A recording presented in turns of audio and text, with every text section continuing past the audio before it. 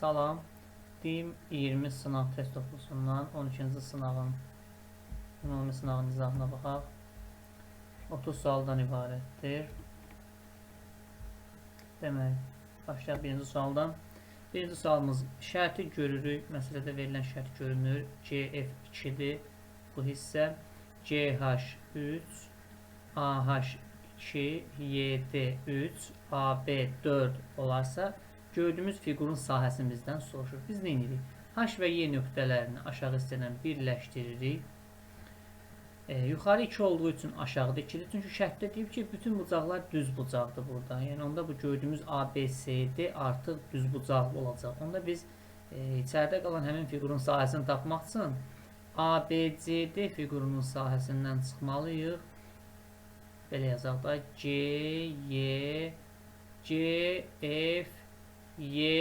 fiqurunun sahəsinin. Ümumi düzbucaqlının sahəsi eni 4, uzunluğu isə 2, 2, 3. Yəni 4 vurulsun, 2 üstü 2, 4, 4 üstə 3, 7. Ümumi düzbucaqlının sahəsi 4 vur 7-dir. Çıxaram, içəridə gördüyüm bu düzbucaqlının sahəsi, onun da sahəsi 3 vur 2 olacaq. 4 7-nin 28, 3 2-nin 6. Doğru cavab B variantı 22. Növbəti, fəhlələr yolun 5-də 2 hissəsini birinci gün, 3-də 1 hissəsini ikinci gün, qalan 2 kilometr üçüncü gün asfaltladılar.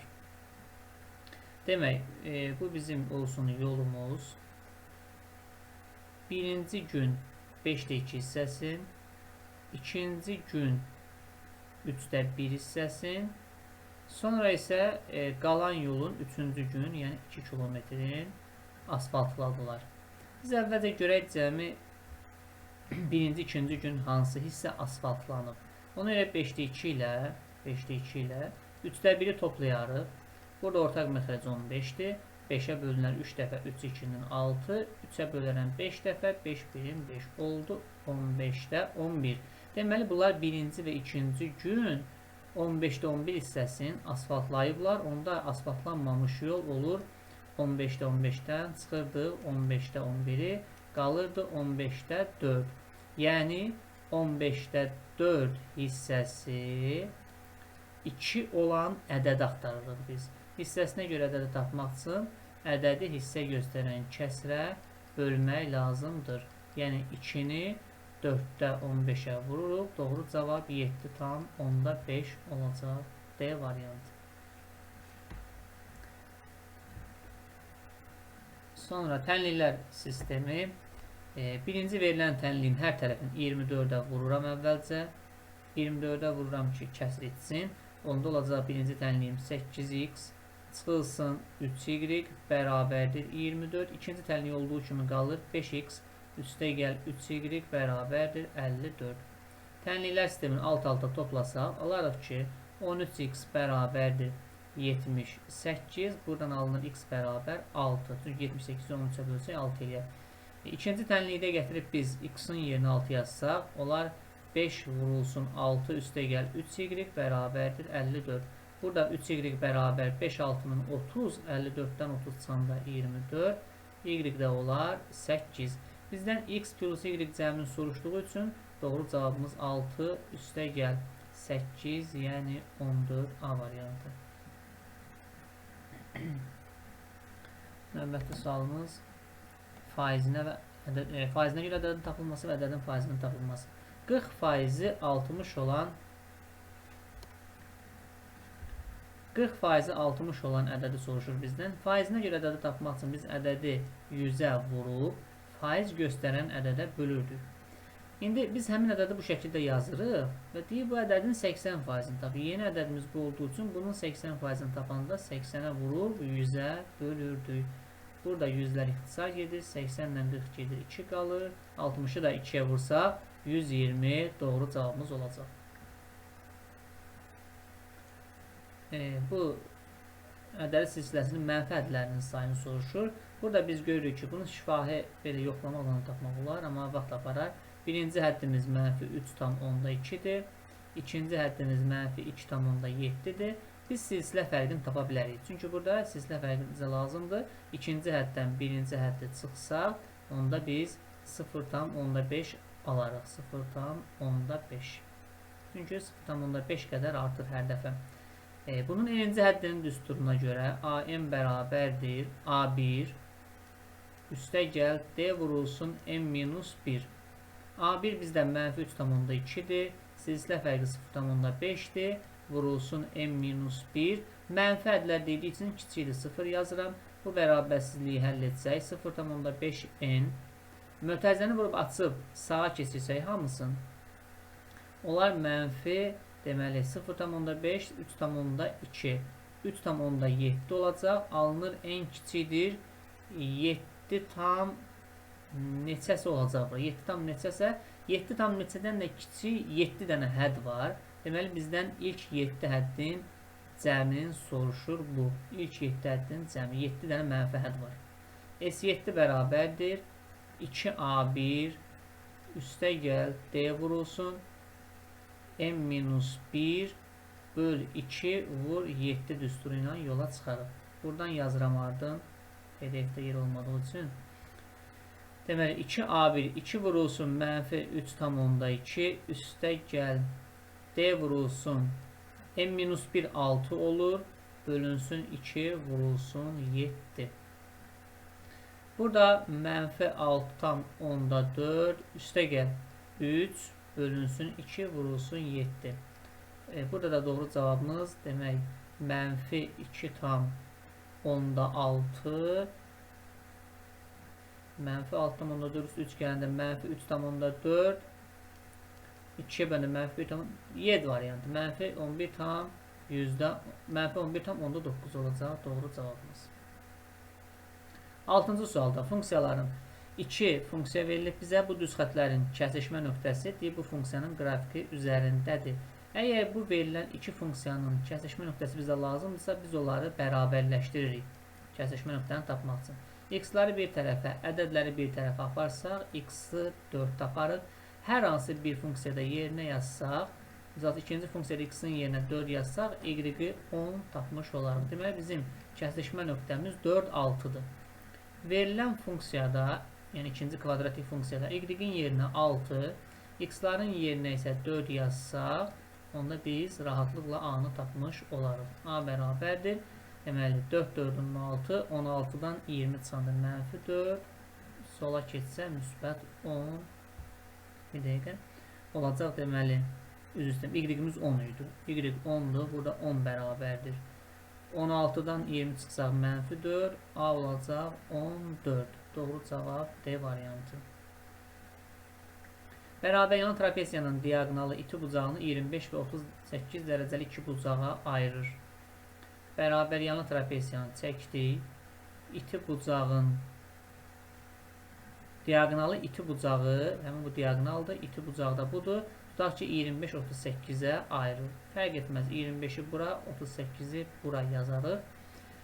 Bizdən kör bucağı soruşur. Baxın, bu X bucağını bizdən soruşur. Bilirik ki, trapesiyanın oturacaqları paraleldir. Onda bu nöqtə qoyduğum bu bucaqla bu bucaq daxili çarpaz bucaqlar olduğu üçün burada 38 dərəcə olacaq. Burada biz 3 bucağı görürük. 3 bucağın daxili bucaqları cəmi 180 dərəcə olduğu üçün 180-dən çıxarıq 25 ilə 38-in cəmini. 180 çıxılsın.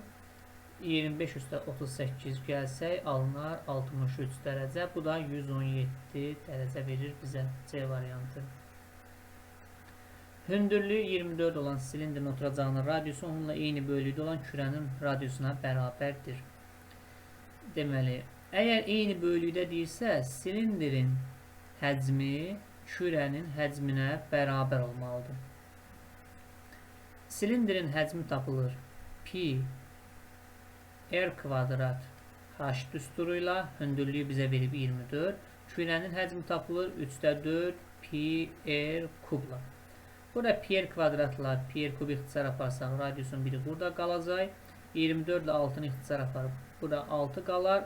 24 ilə 4-ü ixtisar aparsaq 6 qalar. 6 üçün 18. Deməli, biz radiusu 18 tapmış olduq. Silindrin tam səthinin sahəsi, S-yan plus 2S oturacaqdır. S-yan üstə gəl 2S oturacaq. Yan səthi 2πrh, oturacağı isə 2πr kvadrat olacaq.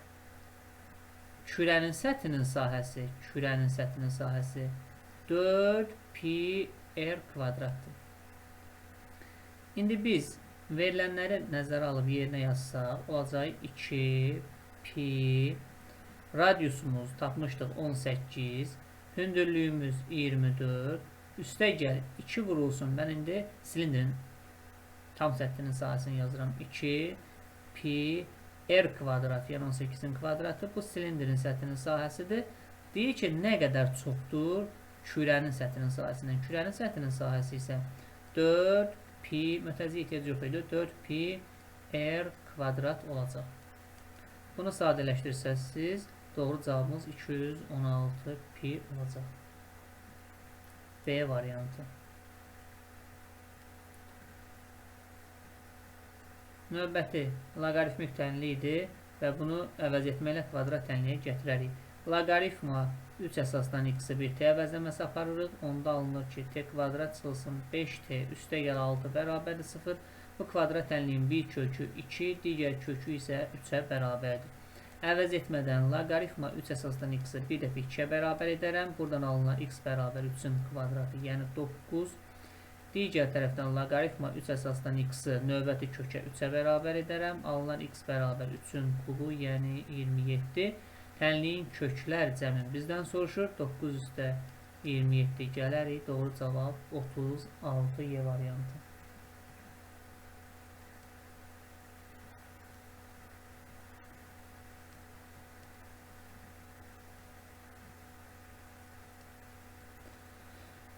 Növbəti sual yenə üstlü funksiyalara aiddir. Hansı funksiya artandır? Deməli, birinci funksiyada 3 üstü x-in qrafikini biz artan olduğunu bilirik. 3 üstü x-in qrafiki bu şəkildədir. Amma mənfi 3 üstü x funksiyası əks qiymətlər aldığı üçün bu şəkildə olacaq. Yəni 2 vahid yuxarı qalxdığı üçün yenə həmin formada qrafik qalacaq. Bu azalan funksiyadır. Kök altda 5 minus 1. Kök altda 5-dən təxminən çıxır, tutaq ki, deyək 2,3, 2,2 lap götürək. 2,2-dən də 1 çıxanda bu 1,2 eləyir. Əsası vahiddən böyük olduğu üçün bu artan funksiyadır. Üçüncü funksiyada 3-də 2 üstü x görüb çaşa bilərik. 3-də 2 üstü x əsası vahiddən kiçik olduğu üçün azalan funksiyadır. Amma biz 7-dən azalan funksiyanı çıxdığımız üçün nəticədə biz artan funksiya alarıq. Doğru cavab 2 və 3. E variantı.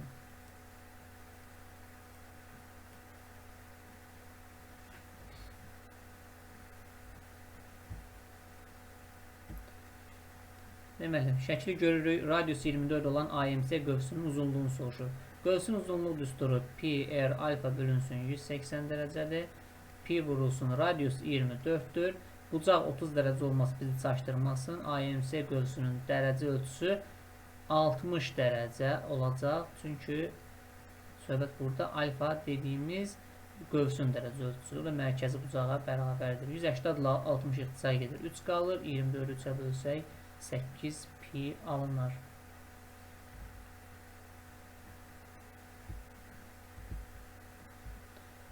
On ikinci sual, hansı münasibət doğru deyil? Burada belə deyək, doğru olmayan variant C variantıdır. Bu sadə yoxlama istəyirlər. C variantı doğru deyil. Digər variantların hər biri doğru variantlardır. 13-cü sual kvadrat tənliyidir. Əlbəttə ki, biz burada bu kvadrat tənliyi ilk baxışdan çətin gələ bilər ki, diskriminant tapmaq vaxt aparar. Bəli, diskriminantla getsək bu çətin olar. Vuruqlara ayırmaqla bunu daha rahat həll edə bilərik. Biz mənfi 37-nin yerinə müsbət 7x və mənfi 44x parçalanması apara bilərik. Belə deyirəm, mənfi 37-nin yerinə 7/44 şəklində bir ayırma apardıq. Burada 2-2 qruplara ayırsaq, onda 7x-i mütərizə xaricinə çıxarsam qalar x plus 1. Növbəti 2 dənədən də 44-ü mütərizə xaricinə çıxarsam qalar x plus 1 bərabərdir 0. X plus 1 ortaq qrup kimi mütərizə xaricinə çıxarsam qalar 7x çıxılsın 44 bərabərdir 0. Hər iki vurğu sıfıra bərabər etsək, birinci kök -1, o biri kökü isə 44/7 olacaq. Yəni bu olur 6 tam belə deyək 7-də 2. Böyük kökdən söhbət gedir. Böyük kök görünür ki 6 tam 7 2-dir və bunun tam hissəsi 6-dır. Növbəti kök altı ifadələr.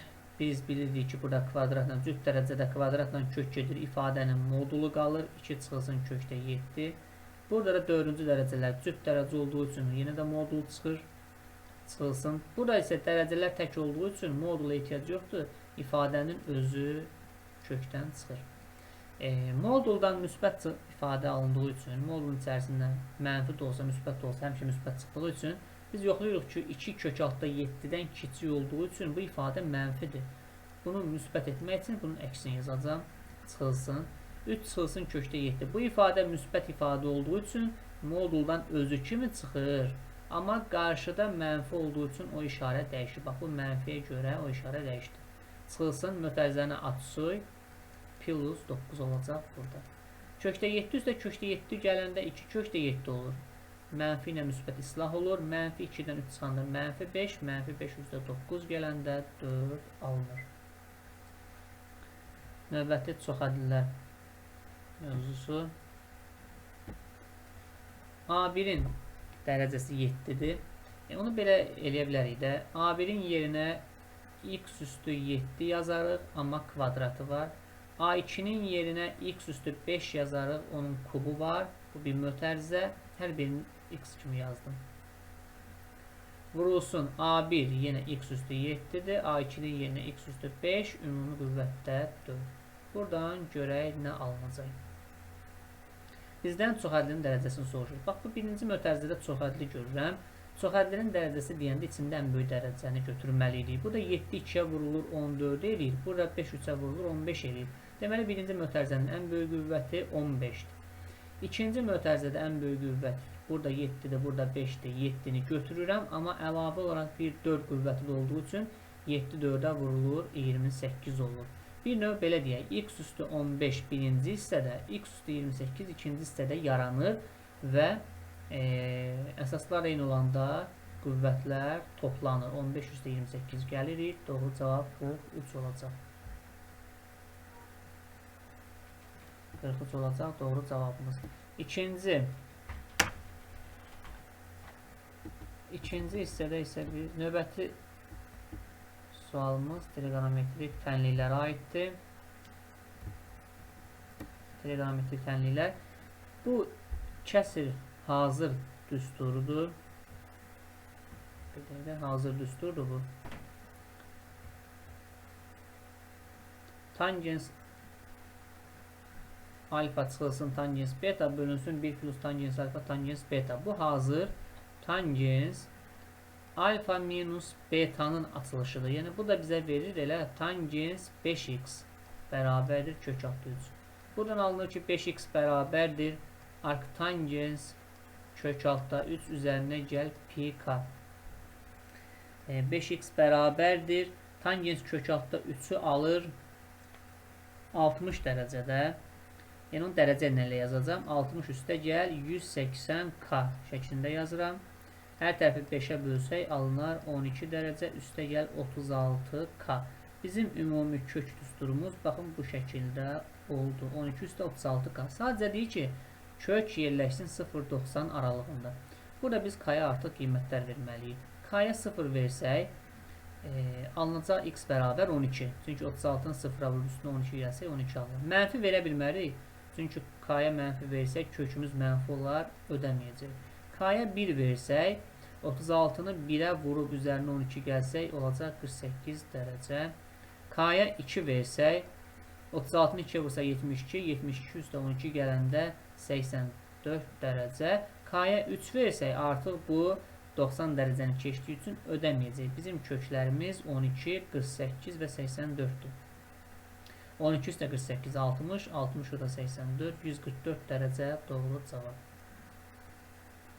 İlk 20 natural ədəddən təsadüfi seçilmiş 3 ədədin hər birinin 3'ün bölünən olması ehtimalı. İlk 20 natural ədəd bilirik də. 1, 2, 3 və ən axırıncısı 20-dir. 3-ün bölünənləri hansılardır? 3, 6, 9, 12, 15, 18-dir.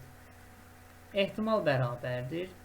20 natural ədədin içindən 3 dənə ədəd seçilirsə, onda olacaq kombinizon 20 elementdən 3. 3-ün bölünəni neçədən oldu bizdə?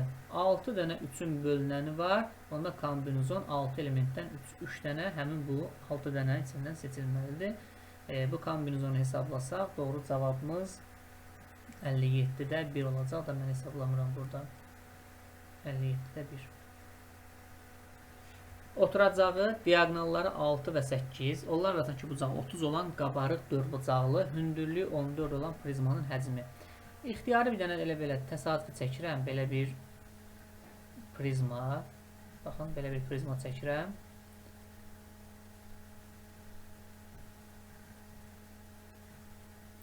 Prizmanın həcmi bizə lazımdırsa, onun həcm düsturu bu şəkildə idi. S oturacaq vur H.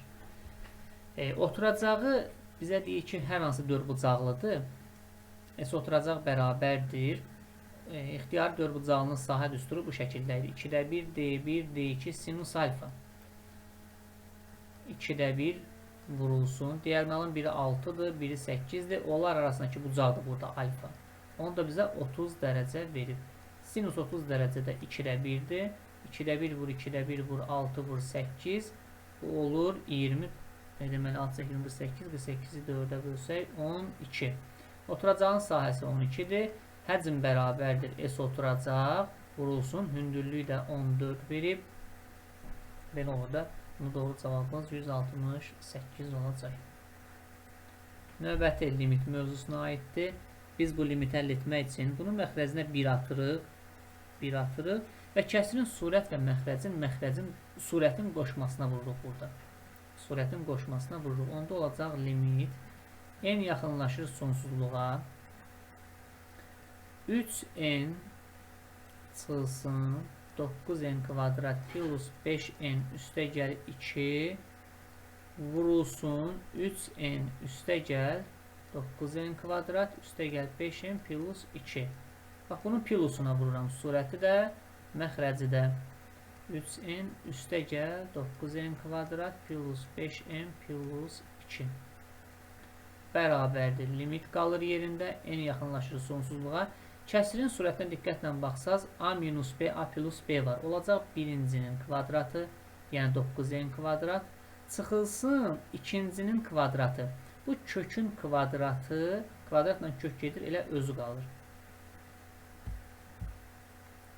Onda olacaq, orada kvadratla kök gedir, amma qarşıdakı mənfiyə görə işarələr dəyişəcək kökün içərisində. Məxrəc isə yerində qalır. 9n kvadrat plus 5n plus 2 bərabərdir. Limit n yaxınlaşır sonsuzluğa. 9n kvadratlar gedir. Alınır surətdə mənfi 5n minus 2. Məxrəcdə 3n üstə gəl 9n kvadrat plus 5n plus 2 bərabərdir. Diqqətlə baxsaq, kəsirin surətində n-in dərəcəsi 1-dir. Məxrəcdə də n-in dərəcəsi 1-dir. Onda cavabımız, yəni kəsirin surət və məxrəcini n-ə bölsək, alınacaq mənfi 5 bölünsün 3 üstə gəl kök altında 9. Burada nə baş verdi? Surəti n-ə bölsək mənfi 5 qalacaq, digər limit 0-a gedəcək. 3n-i n-ə bölsək 3 qalacaq, kökün altın n kvadrata böləcək. Oradan da 9-u götürəcək. Burada qaydamız var. Əgər kəsirin surət və məxrəcinin dərəcəsi eynidirsə, onda cavab onların əmsallar nisbətidir. 19-da cavab bu da olur 6-da 5 mənfi. Mənfi 6-da 5 B variantı. Müstəvidən 12 cm məsafədə olan nöqtədən 13 və 20 uzunluğunda maillər çəkilib. Deməli, bu olsun bizim müstəvi. Müstəvini çəkməyək.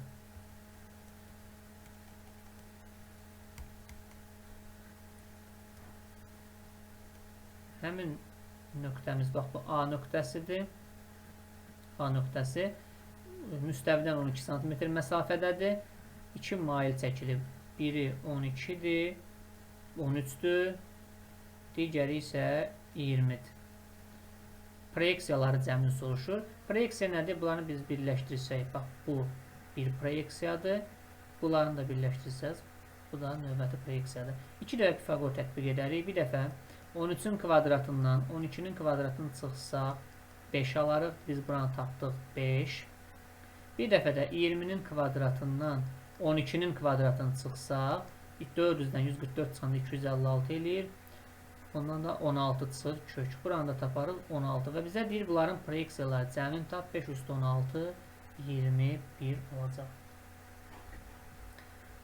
Gələk növbəti hissəyə. Kompleks ədədlərə aiddir. Demək, biz burada mötərizələrin qüvvətlərin eyni olduğunu görürük. Onda biz yaza bilərik ki, 1 plus i vurulsun 1 minus i ümumi qüvvətdə 5. Qüvvətlər eyni olduğu üçün bir qüvvət altında bunları vura bilərik. Mötərizənin içərisi bizə a minus b, a plus b verir. O da olur a kvadrat çıxılsın b kvadrat. 1-in kvadratı 1-dir. i kvadrat mənfi 1-dir. Qarşıdakı mənfiyə görə müsbət 1 olur. 1 üstə 1 2, 2 üstə 5 bizə verir 32-ni. Növbəti sualda, 22-ci sualda biz inteqrala müraciət edəcəyik. Bunun qrafikini çəkməliyik. Qrafikini çəksə daha rahat görmüş olarıq da. Söhbət nədən gedir? Demək, burada y bərabər x kvadrat funksiyasını görürük. Bu kvadratik funksiyadır bizə məlumdur. Paraboladır qrafik. Koordinat başlanğıcından keçir.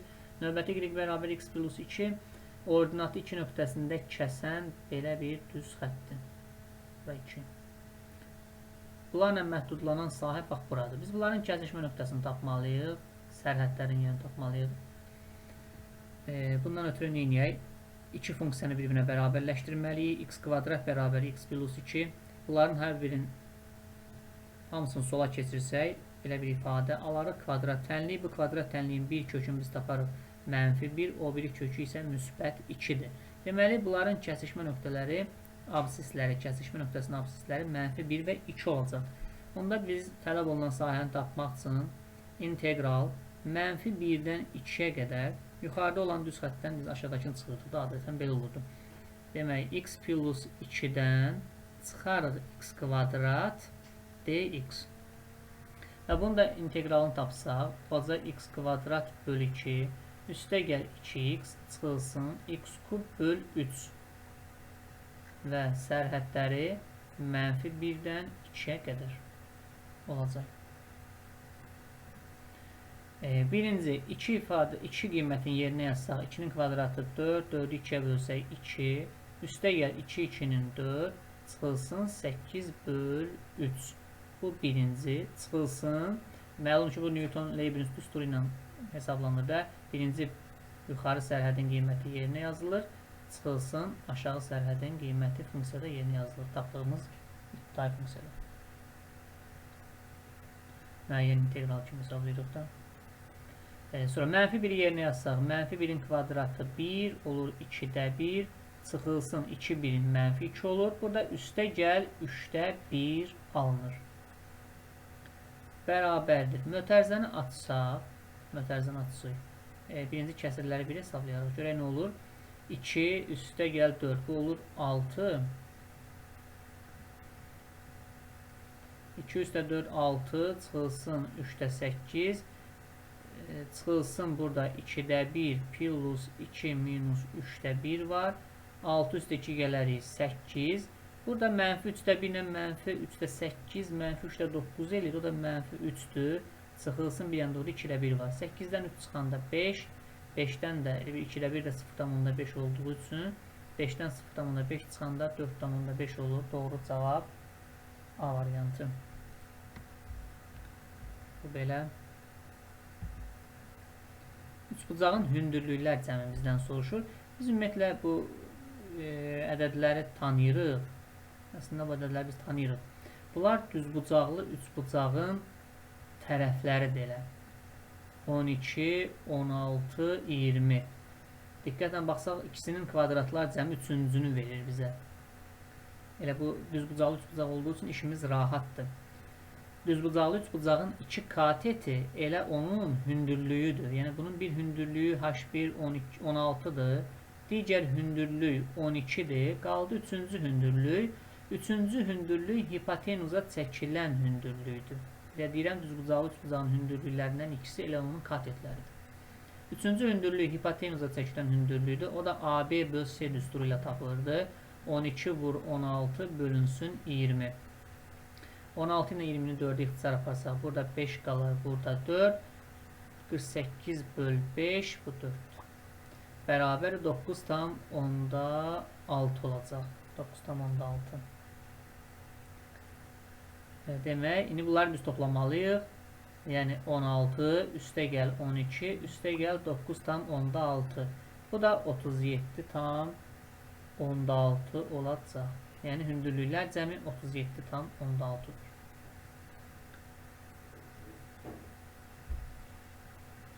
Növbəti trigonometriya. K-nın hansı qiymətində bu bərabərlik eynilikdir. Deməli, biz tangens kvadratın yerinə sinus kvadrat bölünsün kosinus kvadrat yaza bilərik. Gəlin buradan yazıram bunu. Sinus kvadrat alfa bölünsün kosinus kvadrat alfa çıxılsın sinus kvadrat alfa bərabərdir K vurulsun. Burada da tangensin yerinə sinus kvadrat alfa bölünsün kosinus kvadrat alfa vurulsun sinus kvadrat alfa yazırıq. Burada sinusun məxrəcinə 1 atsaq alınar. Sinus kvadrat alfa ortaq məxrəc olacaq kosinus kvadrat alfa. Sinus kvadrat alfa çıxılsın. Sinus kvadrat alfa vurulsun kosinus kvadrat alfa bərabərdir K vurulsun sinus kvadrat alfa vurulsun sinus kvadrat alfa bölünsün kosinus kvadrat alfa.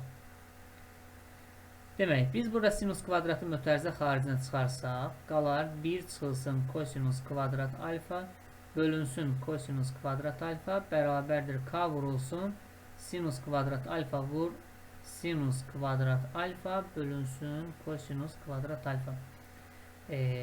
Bərabərliyin solunda məxrəzlər eynidir. Əslində ixtisar edə bilmirik, amma eyni olduğu üçün üstünə xətt çəkdim. Sinus kvadrat eynidir sinus kvadratdan. Birdən kosinus kvadrat çıxanda elə sinus kvadrat qalır. Deməli, doğru cavabımız K bərabər 1 imiş. Doğru cavab 1. 25-ci suala baxırıq. 25-ci sualda BM bölünsün MA'nın 2 bölü 3 olduğunu deyib bizə. Biz bura 2K, bura 3K deyə bilərik. AMNC trapesiyasının sahəsini 63 verib. Niyə trapesiya deyirik? Çünki MN'in AC-yə paralel olduğunu deyib. Bu yuxarıda gördüyümüz üçbucağın sahəsini bizdən soruşur. Ümumiyyətlə biz bilirik ki, BMN üçbucağı ilə ABC üçbucağı ilə MBN üçbucağı oxşardır. Yəni burada yazım. Üçbucaq ABC oxşardır. Üçbucaq MBN-ə.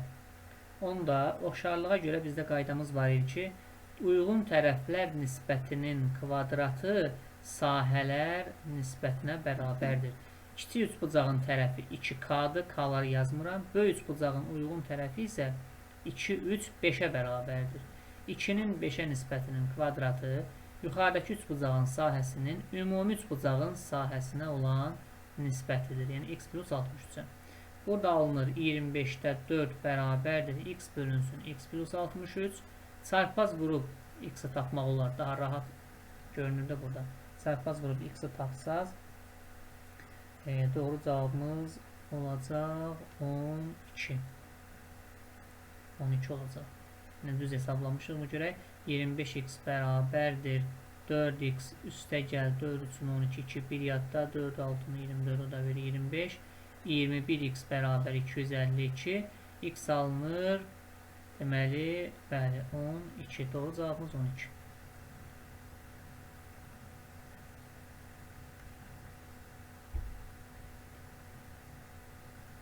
Natural ədədlə onun sonuna 7 artırdıqda alınan ədədin cəmi 260-dır. 2 dənə natural ədədin cəmi 260-dırsa, bu məlumdur ki, bu ədədlərin biri 100% 3 rəqəmli olmalıdır. Yəni 2 rəqəmli ədədlərin cəmi 260-a çatmaz. Həmin ədəd A, B, Bir natural ədədlə onun sonuna 7 artırdıqda alınan ədədin cəmi 260. Deməli bizim əvvəlki ədədimiz AB-dir. Sonuna 7 artıranda olur AB 7. Üzərinə gəl həmin o AB bərabərdir 260. Və budur.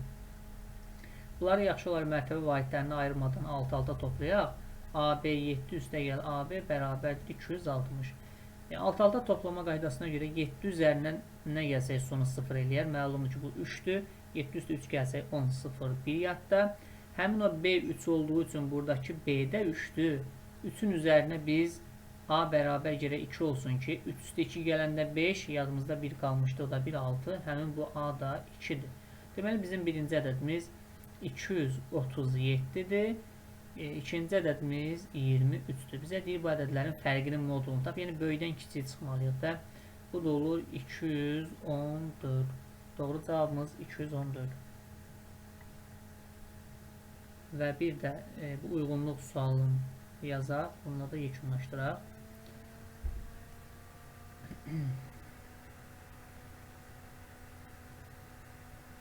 Söhbət burada variantları nədən gedir? Üçüncü həddən gedir, bir də binomial əmsallardan gedir söhbət. Demək, bu A plus B üstü 7 binomunda üçüncü həddi gəlin tapaq. Üçüncü həddi K plus birinci hədd kimi götürürük. Burada K'ya biz 2 verəndə T3, üçüncü həddi tapma düsturu belə idi. Kombinizon n elementdən K, A üstü n minus K, B üstü K şəklində idi. K plus birinci hədd deyirdi əslində ona. K plus birinci hədd. Yəni T3 yazdım daha bura. Onda olacaq bərabərdir kombinizon 7, n burada 7'dir bizdə. 7 elementdən 2, A üstü 7'dən 2 çıxanda 5, B üstü 2. Burada K 2'dir bizdə. Kombinizon 7 elementdən 2'ni tapsaz əgər, olacaq elə bu 7 vur 6 bölü 2 deməkdir. O da 21 eləyir. A üstü 5, B üstü 2. Və biz birinci suala uyğun üçüncü həddi tapdıq ki, həqiqətən 21 A üstü 5, B üstü 2. Deməli, 1'ə uyğun gələn variant A var. Bir də burada binomial əmsalların cəmi binomial əmsalların cəminə bərabərdir. Əmsallar cəmi deyəndə dəyişənlərin yerinə 1 yazırdıq. O daha rahat idi. 1 plus 1 üstü 7. Bu olur 2 üstü 7, 128. Binomial əmsallar cəmi isə 2 üstü n düsturu ilə tapılırdı. 2 üstü 7, o da 128'dir. Həqiqətən də elə ikisi də bir-birinə bərabərdir. Yəni 1'ə uyğun gəldi. A və C variantları. Buranı siləcəm. Sonda bir cavabları deyəcəm.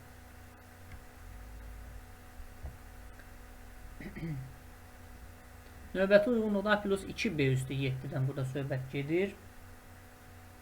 Burada 2'yə yoxlamışam. E variantı uyğun gələcək. Üçüncü həddi bizdən soruşur. Üçüncü hədd burada necə tapılacaq? Yenə də K'ya 2 verməklə. Burada K plus birinci hədd belə tapılırdı. Yazıram kombinizon 7 elementdən 2. Birinci A'nın üzərində 7 minus 2. İkinci gördüyümüz həddin üzərində isə 2 olacaq. Kombinizon 7 elementdən 2. 21'dir. A üstü 5 qalır. 2B kvadrat da olur. 4 B üstü 2. Yəni 84 A üstü 5 B üstü 2. Buna uyğun gələn variant yalnız Y variantındadır. Yəni 3-cü həddi biz tapdıq. Düsturun bir də deyirəm. K plus birinci həddin düsturu. Kombinizon n elementdən K. A üstü n minus K. B üstü K şəklindədir. Üçüncü variantı yoxlayaq. Üçüncüsü isə burada da deməli söhbət binomial əmsalların cəmindən gedir. Binomial əmsalların cəmi tapılır 2 üstü n düsturu ilə. Burada n'imiz 8'dir. 2 üstü 8, yəni 256 eləyəcək. Üçüncü sualımıza B variantı hələ ki uyğun gəlir. Bir də D-ni yoxlayaq. Ən böyük binomial əmsal. Ən böyük binomial əmsal o belə deyil, ortada duran hədd olacaq. Ən böyük ortada duran hədd olacaq. Çünki ortada durandan bir sağda, bir soldakılar bərabər olur. 2 dənə sağda, 2 dənə soldakılar bərabər olur. Belə deyim də sizə, bax, burada laf yazıram. en böyük binomial əmsal. Binomial əmsallar hansıları? Kombinizon 8-dən 0, sonda isə olur kombinizon 8-dən 8. Bax, bunlar bərabərdirlər. Kombinizon 8-dən 1 gəlir, axırdan ikinci olacaq kombinizon 8-dən 7. Bax, bunlar da bərabərdirlər. Və tən ortada isə qalacaq kombinizon 8 elementdən 4. Bu da tapılır 8 faktorial bölünsün kiçiyin faktorialı, vurulsun bunların fərqin faktorialı. 8 faktorial atsaq 8, 7, 6, 5. Bunun qalanları 4 faktorialdır. Vurulsun 4 faktorial. 4 faktorialın birini saxlayıb birini açıram. 4, 3, 2, 1. 4 faktorial qaldı. 4 faktoriallar ixtisar getdi. Burada 3, 2-nin 6 ixtisar getdi.